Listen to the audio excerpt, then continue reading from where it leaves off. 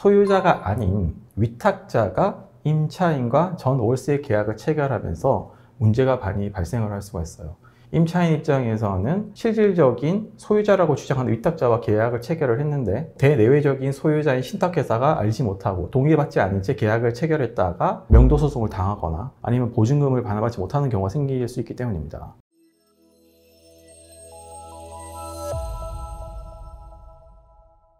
안녕하세요. 부동산 전문 김민중 변호사입니다. 가끔씩 이런 질문들을 하시는 경우가 있어요. 신탁 부동산을 임대차 계약 체결을 해야 되는데 주의해야 될 점이 어떤 건가요? 그리고 신탁 부동산이라고 되어 있는데 어떤 건지 전혀 모르겠어요. 이렇게 궁금증을 갖고 찾아주시는 분들이 많거든요. 신탁 부동산이라고 하니까 뭐가 뭔지 잘 모르겠고 어렵고 이거 믿을 만한 건지도 잘 모르겠고 그렇게 오시는 분도 계시고요. 거꾸로 신탁회사로 소유자가 되어 있으니까 뭔가 좀 안전한 부동산이라고 생각을 하시고 또 문의 주시는 분들이 있어요. 이렇게 신탁 부동산에 대해서 정확하게 알지 못하고 계약을 체결하시다가 큰 피해를 당하시는 분들도 많이 계시거든요. 그래서 이번 시간 신탁 부동산을 임대차 계약할 때 어떤 것들을 주의해야 되는지 살펴보겠습니다. 우리가 공인중개사 사무실을 방문해서 여러 가지 매물을 보다 보면 꽤 마음에 드는 물건이 있을 수 있습니다. 시세 대비해서 왠지 좀 저렴하게 나와 있어요.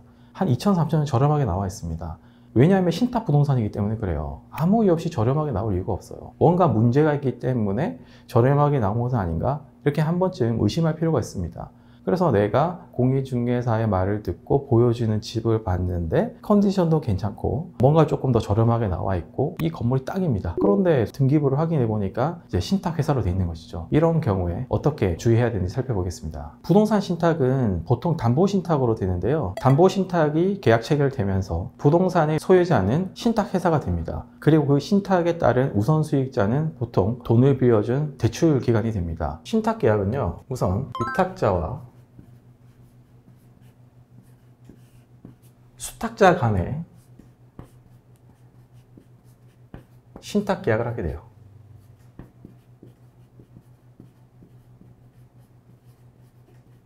수탁자는 신탁 회사가 됩니다.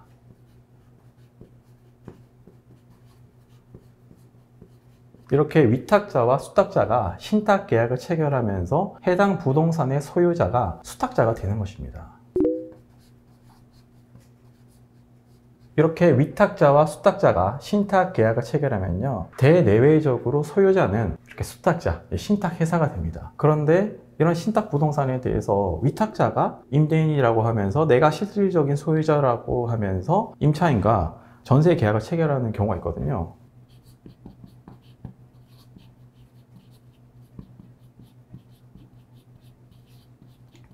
수탁자는 대내외적으로 소유자로 되어 있기 때문에 수탁자와 임대차 계약을 체결하는 경우에는 별 문제가 없어요. 왜냐하면 소유자와 계약을 체결하게 되는 것이기 때문에 별 문제가 없습니다. 그런데 이렇게 신탁 계약을 체결하면 대부분 신탁회사는 큰 대기업인 경우가 많거든요. 그러면 이렇게 한 호실에 대해서 전 월세 계약을 직접 체결하지 않는 경우가 많아요. 그럴 여력이 없습니다. 그리고 그걸로 통해서 수익 활동을 할 수도 없고 돈도 얼마 되지 않기 때문에 신탁회사가 그렇게 안 해요.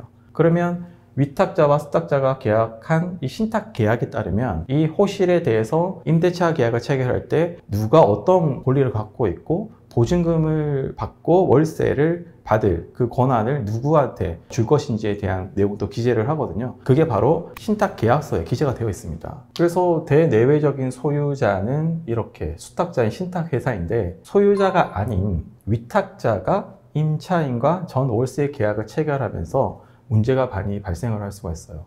임차인 입장에서는 실질적인 소유자라고 주장하는 위탁자와 계약을 체결을 했는데 대내외적인 소유자인 신탁회사가 알지 못하고 동의받지 않은 채 계약을 체결했다가 명도소송을 당하거나 아니면 보증금을 반환받지 못하는 경우가 생길 수 있기 때문입니다. 임차인 입장에서는 위탁자와 수탁자 간에 체결한 이 신탁 계약이 어떻게 체결되는지를 반드시 확인을 하셔야 돼요. 신탁 원부라고 하는 걸 발급받을 수가 있습니다.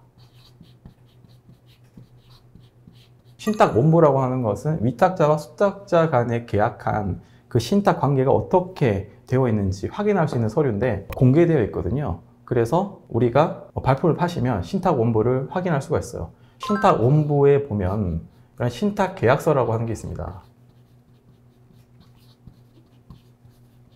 이 신탁 계약서를 보면 위탁자가 임차인과 전 월세 계약을 체결할 때 어떻게 체결할 수 있고 권한은 어떻게 돼 있고 보증금과 월세를 누가 받게 돼 있고 신탁회사의 동의를 받아야 되는지 이런 사항들에 대해서 기재가 돼 있습니다. 그래서 임차인은 이 신탁부동산을 임대차 계약 체결할 때 반드시 이런 신탁원부 내에 있는 신탁계약서를 확인을 해야 됩니다.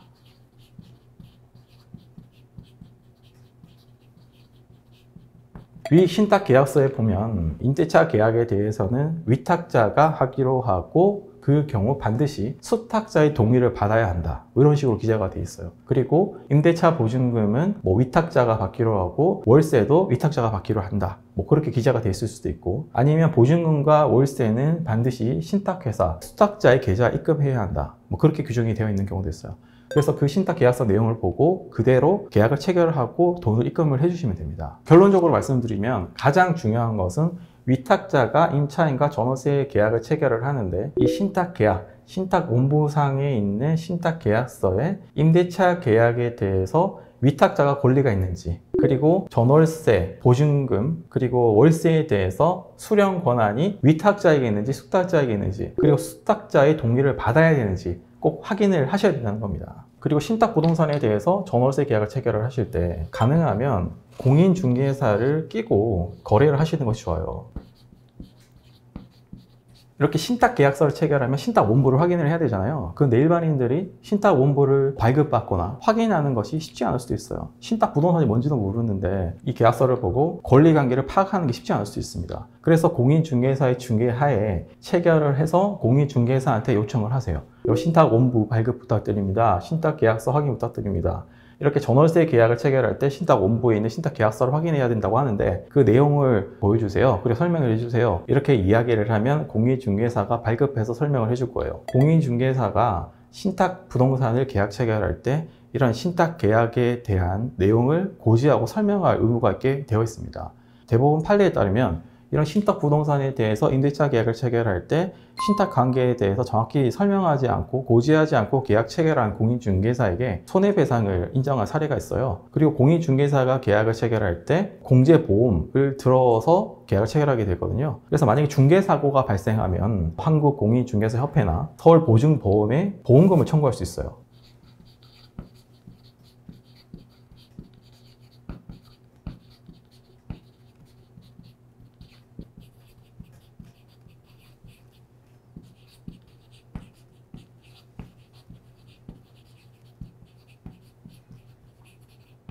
이렇게 공인중개사가 중개행위를 하려면 반드시 공제보험에 가입하게 되어 있거든요. 공제보험에 가입을 해야 중개행위를 할 수 있게 법률상 규정이 되어 있고요. 대부분 공제보험에 드는 기간은 한국공인중개사협회나 아니면 보증보험기관을 상대로 보증보험을 가입하게 됩니다. 그래서 2억 원에서 3억 원 내지의 손해배상을 받을 수 있는 공제보험이 체결되어 있거든요. 그래서 내가 만약에 신탁부동산에 계약을 체결을 했는데 공인중개사가 설명, 고지 의무를 다하지 않아서 중개사고가 발생한 경우에는 한국공인중개사협회 그리고 보증보험기관을 상대로 그리고 공인중개사를 상대로 3명을 피고로 해서 손해배상 청구를 할 수가 있는 것입니다. 그러면 이 보험금이 2억 원, 3억 원 정도 책정되어 있기 때문에 내가 이 돈을 가져올 수가 있는 거예요. 그런데 공인중개사가 잘 설명을 안 해준다. 신탁원부 계약서 확인해달라고 해도 잘 보여주지도 않고 설명도 애매모호하게 하고 잘 모르는 것 같다 라고 하시면 이 신탁원부와 신탁계약서에 대한 검토를 저희가 해드리니까 저희한테 연락을 주시면 상세히 설명을 해드리겠습니다. 그럼 만약에 신탁계약서를 확인하지 않고 또는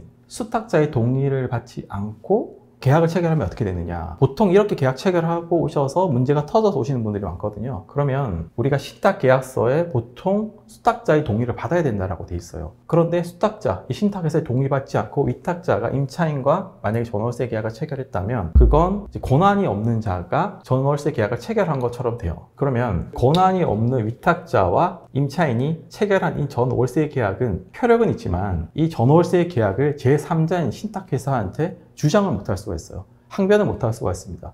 그래서 신탁회사가 권한이 없는 자와 전월세 계약을 체결했고 그렇기 때문에 무단으로 점유하고 있는 것이기 때문에 나가라 라고 명도소송을 제기하면 임차인이 나가게 될 수도 있어요.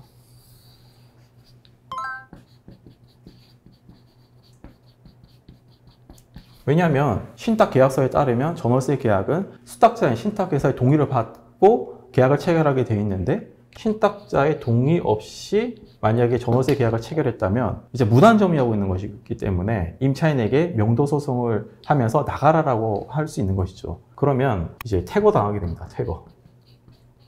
그러면서 임차인은 위탁자에게 이제 보증금을 반환해 달라고 할 수 있는 권한이 있지만 대부분 이런 신탁 부동산 사기치는 임대인들은 돈이 없거든요. 보증금 받고 나를 생각밖에 없는 사람입니다. 그래서 나중에 위탁자한테 돈을 달라고 청구를 해봤자 돈이 없는 경우가 많아요.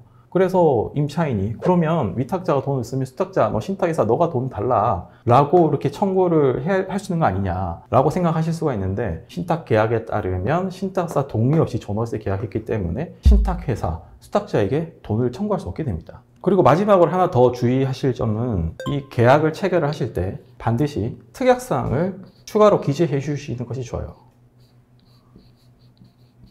임차인이 위탁자와 전월세 계약을 체결할 때 특약을 구체적으로 기재를 해주시는 겁니다. 이 전월세 계약은 신탁회사, 수탁자의 동의를 받아서 체결하는 전월세 계약이고, 이 전월세 계약에 대한 권한을 위탁자가 갖고 있으며 만약에 문제가 있어서 전월세 계약이 해지되는 경우에는 위탁자가 임차인에게 지급한 돈을 전액 반환한다. 이런 특약을 기재를 해두면 좀 더 안심할 수가 있겠죠. 그리고 만약에 위탁자의 사유로 계약이 무효가 되는 경우에는 추가로 위약금을 지급한다 라고 하는 문구를 기재를 해주시면 좀 더 임차인의 권리를 보호받을 수 있게 되고요. 그리고 추후에 이 신탁회사, 수탁자의 동의를 받아야 되는 사항이라면 동의를 받기가 좀 더 용이해질 수가 있습니다. 이번 영상에서는 신탁부동산 임대차 계약 체결할 때 주의사항에 대해서 살펴봤는데요. 보통 공인중개사 사무실을 찾아가면 이 위탁자는 이거 실질적으로 내 겁니다. 이 소유자만 이 신탁회사로 돼 있지 다 내 거예요. 등기필증을 보여줄 수도 있고 복사본을 보여줄 수도 있고 이상한 얘기를 하면서 내가 실질적인 소유자라고 얘기를 하는 경우가 있어요. 그리고 공인중개사도 거기에 동조해서 더불어서 이 사람은 실소유자 맞다. 그냥 형식적으로 신탁회사로 돼 있는 거다 라고 하면서 전월세 계약 체결하게 하는 경우도 있어요. 그런데 이런 경우 절대 먼저 돈을 넣으시면 안 됩니다. 신탁 계약서 확인도 없이 돈을 먼저 넣는 행동은 절대 하시면 안 되고요. 그 말을 믿어서도 안 됩니다. 만약에 돈을 넣었는데 계약을 체결 안 하면 끝인 거거든요. 일반인 입장에서는 이런 신탁 부동산에 대한 내용이 조금 생소하고 어렵게 느껴지실 수도 있는데요. 꼼꼼히 확인만 해보시면 주의해야 될 사항이 그렇게 많지는 않고요. 충분히 괜찮은 부동산을 계약을 하실 수도 있어요. 만약에 곤란한 사항에 처하셨거나 조금 확인이 필요하신 부분이 있다면 저희 로인에 연락을 주시면 전문 변호사들이 신속하게 안내해 드리도록 하겠습니다. 감사합니다.